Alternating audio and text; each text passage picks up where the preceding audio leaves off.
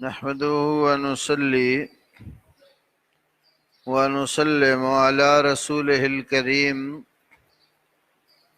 أما بعد فأعوذ بالله السميع العليم من الشيطان الرجيم من همزه ونفخه ونفثه بسم اللہ الرحمن الرحیم۔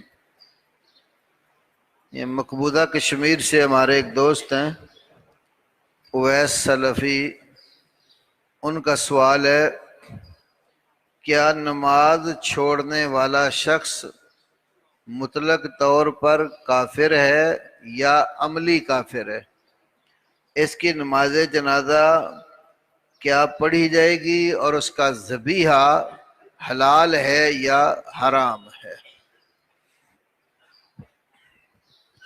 یہ جو تارک صلاۃ کا مسئلہ ہے، یہ علماء محدثین و فقہاء رحمہم اللہ اجمعین کے ہاں اختلافی سا ہے۔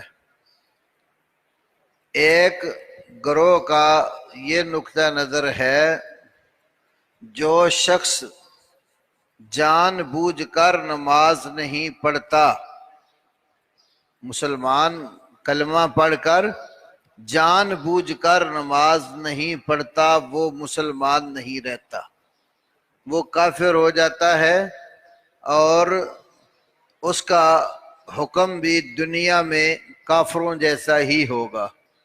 نہ اس کا جنازہ پڑھا جائے گا، نہ اس کا ذبیحہ استعمال کیا جائے گا، نہ اس کو مسلمانوں کے قبرستان میں دفن کیا جائے گا، اور نہ ہی کوئی مسلمان اس کا وارث بنے گا۔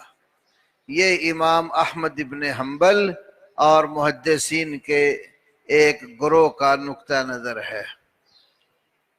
دوسرا قول امام مالک، شافعی اور امام ابو حنیفہ رحمۃ اللہ علیہ مجمعین اور محدثین کی ان کے ساتھ بھی ایک جماعت ہے، ان کا نقطہ نظر یہ ہے کہ اگر نماز کا اقرار کرتا ہے، عملاً پڑھتا نہیں ہے، تو وہ شخص مسلمان ہے اور کبیرہ گناہ کا مرتکب ہے، اور اگر نماز کا انکار کر دے پھر کافر ہو جاتا ہے اور اس کا حکم کافروں والا ہے۔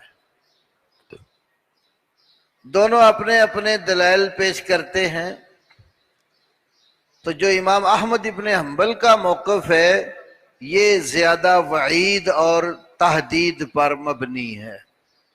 قرآن میں بھی غور کریں تو سورہ انفال یا توبہ میں اللہ رب العالمین نے ذکر کیا ہے کفار اور مشرکین کے بارے میں، فَإِن تَابُوا وَأَقَامُوا الصَّلَاةَ، اگر یہ توبہ کر لے، کافر توبہ کر لے، کلمہ پڑھیں، مسلمان ہو جائیں، وَأَقَامُوا الصَّلَاةَ، اور نماز قائم کرے، وَآتَوُا الزَّکَاةَ، اور زکوٰۃ ادا کرے، فَإِخْوَانُكُمْ فِي الدِّينِ، پھر تمہارے دینی بھائی ہیں۔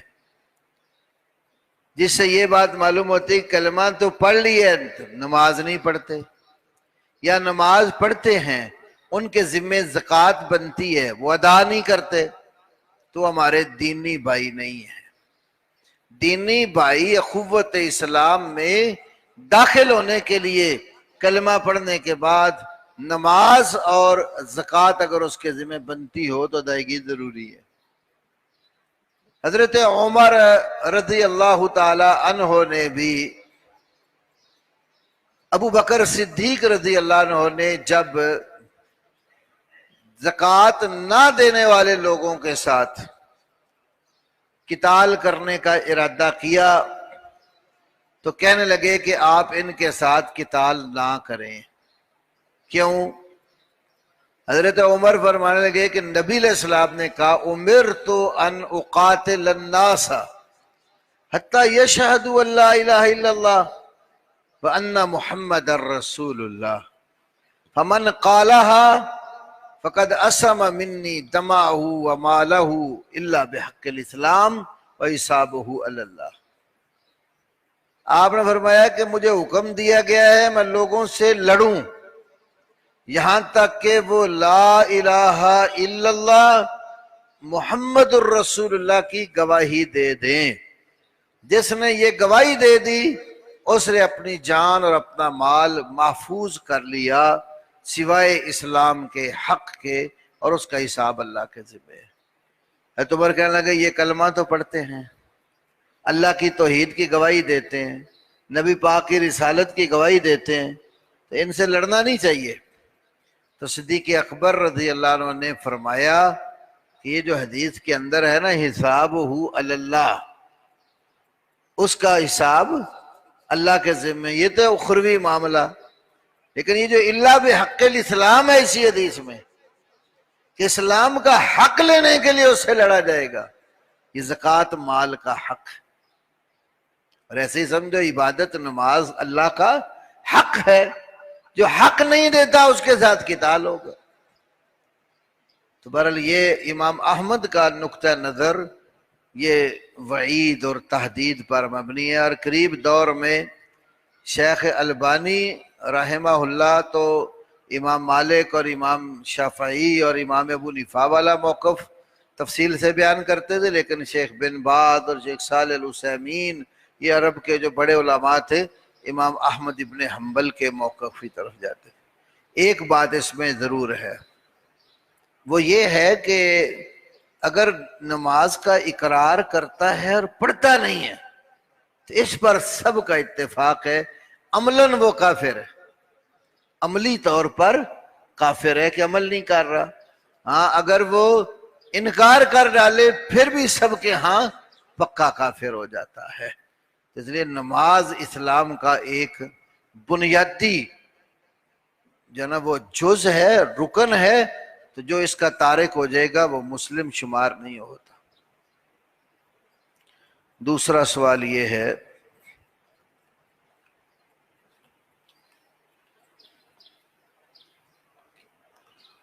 اللہ غیبت کی حرمت قرآن کی روشنی میں بتا دیں۔ تو غیبت بھائیو ہوتی ہے آپ کا کوئی مسلمان بھائی جو آپ کے پاس موجود نہیں ہے، آپ اس کی غیر موجودگی میں اس کے بارے میں کوئی اس کے عیوب بیان کریں، اسے پتہ چل جائے تو وہ ناپسند کرے، تو یہ غیبت ہوتی ہے۔ یہ شرع رسول اللہ صلی اللہ علیہ وسلم نے فرمائی ذکروں کا اخا کا بما یکرہ، اپنے بھائی کا آپ وہ تذکرہ کریں جو وہ ناپسند کرتا تو غیبت ہے۔ صحابی نے کہا یا رسول اللہ جو بات میں اس کے بارے میں کہہ رہا ہوں ان کان فیہ، اگر یہ عیب اس میں موجود ہو، فرمایا فقد اغتبتہ، پھر تو نے غیبت کی ہے، وَإِن لَمْ يَكُنْ فِيهِ فقد بہتہ، اور اگر یہ بات اس کے اندر موجود نہیں تو نے اس پر بہتان دا۔ تو قرآن نے کہا ہے سورۃ حجرات کی 12 نمبر آیت میں وَلَا يَغْتَبْ بَعْضُكُمْ بَعْضًا، تم میں سے کوئی بھائی کسی بھائی کی غیبت نہ کرے۔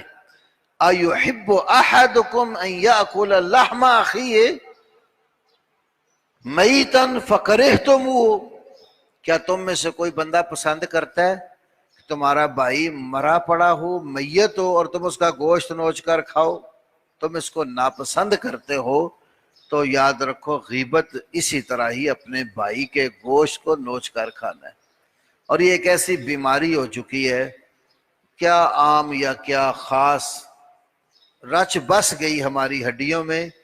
جب ہم اکٹھے مل کر بیٹھتے ہیں تو بدقسمتی سے کسی دوسرے بھائی کا تذکرہ چھڑ جائے جو موجود نہ ہو تو ہم اس کی برائیاں شروع کر دیتے ہیں۔ تو غیبت بہت بڑا جرم ہے قرآن کی نظر میں۔ تیسرا سوال یہ ہے کیا عیدگاہ یا جنازہ گاہ میں شادی کی تقریب ہو تو کیا وہ انسان گناہگار ہوگا؟ نماز پڑھنے کی جگہ بنائی، سال میں اس میں ایک دفعہ نماز ہوتی یا کبھی جنازہ وہاں پڑھ لیا جاتا ہے، تو کسی کی کوئی خوشی کی شادی کی تقریب آ گئی اور اس تقریب میں خلاف شرع کوئی کام نہ ہو، محض ایک دعوت ہے کھانے کی تو وہ تو آپ مسجد میں بھی کھلا سکتے ہیں، جنازہ گاہ ہو یا جنازہ گاہ عیدگاہ ہو یا ویسے کھلا کوئی گراؤنڈ ہو، کسی جگہ پر بھی وہ دعوت کی جا سکتی۔ ضرورت اس امر کی ہے کہ اس جگہ کے تقدس کا لحاظ کیا جائے، کوئی کام ایسا نہ کیے جو خلاف شرع ہو۔ شادی بیاہ پر اکثر فضول کام، رسومات، خلاف شرع امور بہت سارے ہوتے ہیں، خواہ وہ مسجد سے باہر ہو یا مسجد کے اندر ہو، لوگ باز نہیں آتے۔ اس لیے اصل ضرورت اس بات کی ہے کہ ان خرابیوں کو دور کیا جائے جو ہمارے شادی بیاہوں کے اندر رسم و رواج کی صورت میں داخل ہو چکی ہیں، جن کا اسلام سے کوئی تعلق نہیں ہے۔ دو طرح کی چیزیں ہوتی ہیں، ایک کو کہا جاتا ہے بدعات اور دوسری چیزوں کو کہا جاتا ہے رسومات۔ بدعات وہ نئے نئے کام ہوتے ہیں جو لوگ ثواب سمجھ کر دین میں داخل کرتے ہیں، اور رسمیں وہ ہوتی ہیں جو غیر مسلم اقوام کی نقالی میں کی جاتی ہیں۔ تو شادی بیاہ میں بہت ساری ہندوانہ رسومات ہمارے ہاں رائج ہوتی ہیں، بے پردگی حد زیادہ ہوتی ہے، مرد و زن کا اختلاط بہت ہوتا ہے، ہندوؤں والی رسمیں جو ہے نا وہ سیرا بندی اور گانے اور اس طرح کی چیزیں بہت ساری داخل ہوتی ہیں، یہ کسی بھی جگہ پر بھی کرے تو جائز نہیں ہوتا۔ تو ان رسومات کی نفی کرنی چاہیے جو ہمارے معاشرے میں رائج ہو گئی ہیں، جن کا اسلام سے کوئی تعلق نہیں ہے۔ اسی طرح ایک سوال یہ کسی نے پوچھا ہے، کیا شعیب ارناؤت حنفی مسئلے کا عالم تھا؟ یہ علماء اور عوام کے لیے تو سوال نہیں ہے، جس بھائی نے پوچھا اس کے لیے میں اختصار سے جواب دیتا ہوں کہ شعیب ارناؤت ایک بہت بڑے حنفی عالم تھے اور انہوں نے کئی کتابوں کو تباہ کیا اور شائع کیا ہے، اس کا ہمارے ماحول سے کوئی تعلق نہیں اس سوال کا۔ اللہ۔ ایک سوال یہ ہے کہ جب حضرت محمد صلی اللہ علیہ وسلم مباہلہ کے لیے گئے تو آپ صلی اللہ علیہ وسلم کے ساتھ صرف 4 شخصیات تھیں، جن کی بنا پر شیعہ حضرات صرف ان 4 کو اہل بیت مانتے ہیں، باقی سب کو ان سے خارج کے سمجھتے ہیں۔ اور ایک حدیث بیان کرتے ہیں جس میں آپ صلی اللہ علیہ وسلم نے ایک چادر میں علی، فاطمہ اور حسن و حسین رضی اللہ تعالیٰ عنہ اجمعین کو لیا تھا تو کہا تھا کہ یہ میرے اہل بیت ہے، اللہم ہؤلاء اہل بیت۔ پہلی بات یاد رکھو کہ اہل بیت، اس کا ہمارے ہاں سمجھو ترجمہ یہ ہوگا گھر والیاں۔ اہل کا لفظ قرآن میں گھر والی کے لیے استعمال ہوتا ہے، اس کی بڑی مثالیں۔ موسیٰ علیہ الصلاۃ والتسلیم جس وقت قوم مدین میں ان کی شادی ہوئی، بیوی کو لے کر واپس آ رہے تھے، راستے میں آگ سینکنے کی حاجت اور ضرورت محسوس ہوئی تو سورہ طٰہٰ میں اللہ نے ذکر کیا، اور بھی ایک دو جگہوں پر ہے، فَقَالَ لِأَهْلِهِ امْكُثُوا إِنِّي آنَسْتُ نَارًا۔ موسیٰ علیہ السلام نے اپنے اہل سے کہا کہ تم یہاں ٹھہر جاؤ، میں آگ پر اطلاع پائی ہے تو آگ کی چنگاری لے کر تمہارے پاس آتا ہوں یا آگ پر رہنمائی پاتا ہوں۔ تو صرف بیوی تھی ساتھ، بیوی کو قرآن نے اہل کہا۔ ابراہیم علیہ السلام کے پاس ان کی اہلیہ کھڑی تھیں، گھر والی، تو فرشتے نے آ کر جب بیٹے کی بشارت دی تو سلام علی اہل البیت فرمایا، گھر والوں تمہارے اوپر سلامتی ہو۔ تو گھر والی تو ساتھ بیوی تھی ان کے۔ ایسے ہی 22ویں پارے میں سورۃ احزاب کے اندر پورا پیچھے سے 21ویں سے شروع کر کے رکوع پڑھتے جائیں نا، سارے کا سارا آپ کی بیویوں کے متعلق ہے۔ تو اس ضمن میں فرمایا ہے انما یرید اللہ لیذھب عنکم الرجس اہل البیت ویطہرکم تطہیرا۔ اے گھر والو، اللہ تعالیٰ چاہتا ہے کہ تم سے رجز اور پلیدی کو دور کر دے اور تمہیں خوب صاف ستھرا کر دے۔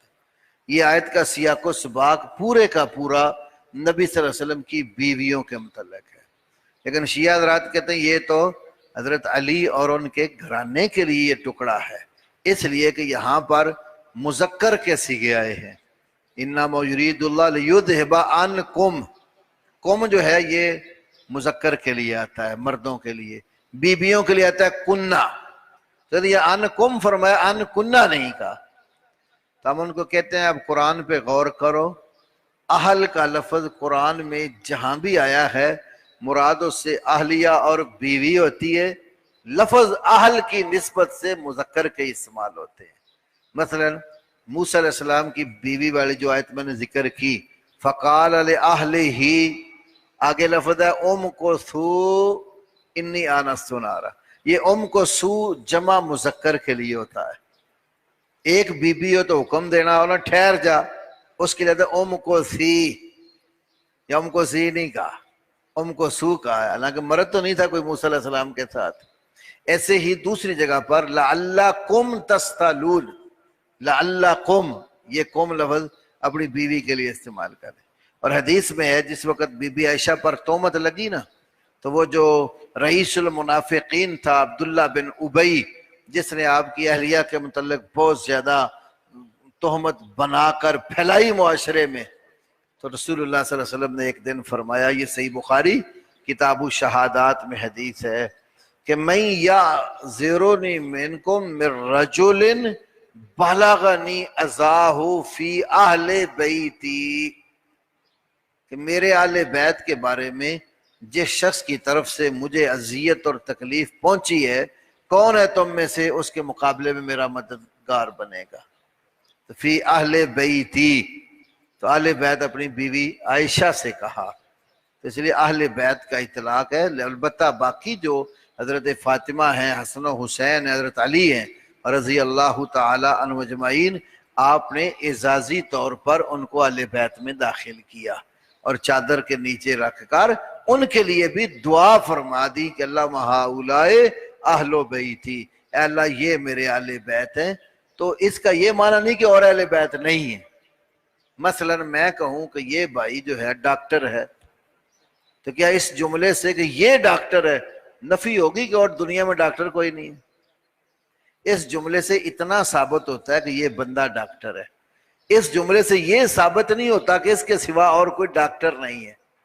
جب کہا یہ میرے اہل بیت ہیں تو اس کا یہ معنی نہیں ہے کہ اور اہل بیت نہیں ہے، اس سے ان کا اہل بیت ہونا ثابت ہوتا ہے، آپ کی بیویوں کے اہل بیت ہونے کی نفی ثابت نہیں ہوتی۔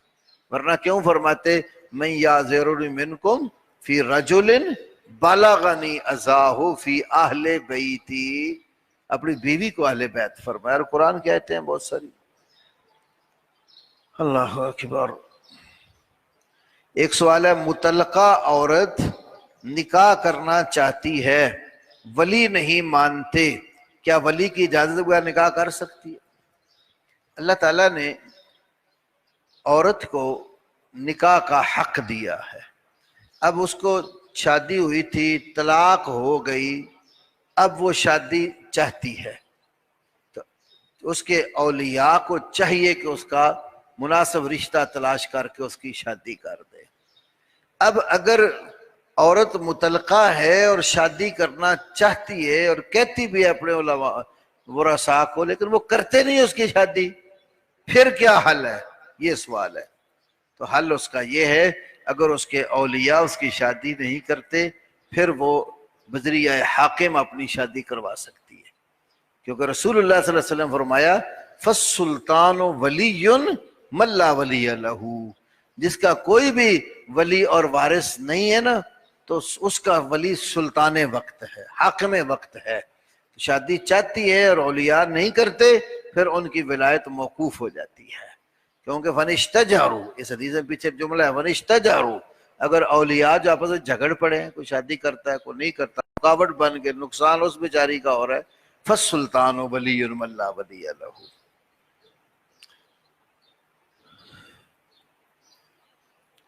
ایک سوال یہ ہے، ہاتھ چھوڑ کر نماز پڑھنا کیسا ہے؟ کہ مرزا جیل میں کہتے ہیں کہ صحیح ہے۔ بات یہ ہے، نبی صلی اللہ علیہ وسلم کا صحابہ کو نماز پڑھنے کا جو طریقہ اور جو حکم دیا گیا ہے، اس میں ہاتھ باندھ کر نماز پڑھنے کا حکم ہے۔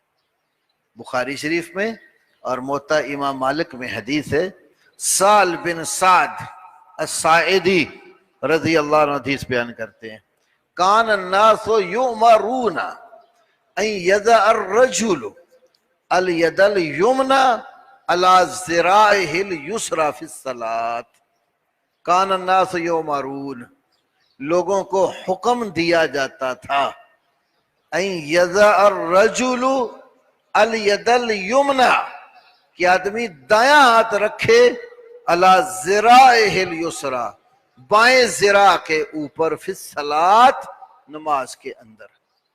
تو یہ ذراع درمیانی انگلی سے لے کر یہاں کونی تک ہے، کونی تک آتے تو وہ بھی مسئلہ حل ہو جاتا ہے باندھنے کہاں ہیں۔ یہ اللہ نے جو انسان کا وجود بنایا یہ اس کے بالکل اسے ناف سے اونچے آتے ہیں ہاتھ، تو یہ حکم تھا۔ تو اس سے معلوم ہوا کہ صحابہ جب کہیں کہ حکم دیا گیا تو صحابہ کا حکم کون دیتا تھا؟ اللہ کے نبی۔ جب پیغمبر کے مجھے حکم دیا گیا تو پیغمبر کو حکم دینے والا اللہ ہوتا ہے۔ یہ بہت ساری اصول کی کتابوں میں موجود ہے۔ اب وہ شخص کیا کرتا ہے؟ شیعہ میں جائے گا، ہاتھ کھول کے نماز پڑھے، یہ بھی جی حدیث میں آتا کیا آتا ہے؟ کہتے ہیں جی حضرت عبداللہ بن زبیر رضی اللہ تعالیٰ عنہ نماز میں ارسال کرتے تھے، ہاتھ چھوڑ کر نماز پڑھتے۔ سوچنے کی بات ہے، ابن زبیر سے دو طرح کے اثر مروی ہے، ایک تو یہ کہ چھوڑتے تھے، دوسرا اثر بلکہ حکماً مرفوع حدیث ہے۔ زرع بن عبد الرحمن کہتے ہیں سمعت ابن الزبیر یقول، میں نے عبداللہ بن زبیر رضی اللہ عنہ کو کہتے ہوئے سنا، وہ کہتے تھے صف القدمین ووضع الید علی الید من السنہ۔ یہ ابو داود میں، سنن کبریٰ بہقی میں، التمہید شرح موطا میں حدیث موجود ہے کہ کہتے ہیں کہ وضع الید علی الید، ہاتھ کو ہاتھ پر رکھنا من السنہ، یہ سنت میں سے ہے۔ جب ابن زبیر خود فرمائیں کہ ہاتھ کو ہاتھ کے اوپر باندھنا یہ سنت میں سے ہے، تو پھر ان کی کون سی بات لی جائے گی جو رسول اللہ کی سنت اور حکم گئے ہو؟ تو دوسری بات کی تو توجیہ ہو سکتی ہے کہ ارسال کرتے تھے، تو ارسال کب ہوگا؟ وہ یہ توجیہ ہو سکتی ہے وہ رکوع کے بعد ارسال کرتے ہوں، اور رکوع سے پہلے دائیں ہاتھ کو بائیں ہاتھ پر باندھتے ہوں، جیسے وہ خود کہتے ہیں کہ ہاتھ کو ہاتھ پر باندھنا سنت میں سے ہے۔ تو پھر اگلی بات، اگر بالفرض یہ توجیہ نہ بھی کریں، ایک طرف پیغمبر کا حکم ہو اور دوسری طرف غیر پیغمبر کا کوئی حکم یا عمل ہو، تو کس کو لیں گے؟ پیغمبر کے حکم کو، کیونکہ سلو کما رأیتمونی اصلی، اللہ کے نبی نے حکم دیا ہے نماز اس طرح پڑھو جیسے تم نے مجھے نماز پڑھتے دیکھا ہے۔ تو رسول اللہ خود ہاتھ باندھ کر نماز پڑھتے تھے، اور آپ نے صحابہ کو جو حکم دیا، جو حدیث سے معلوم ہو رہا ہے کہ لوگوں کو حکم دیا جاتا تھا دائیں ہاتھ کو بائیں ذراع پر نماز میں باندھے، یہ حکم والی حدیث بتاتی ہے کہ نماز ہاتھ کھول کر نہیں ہے۔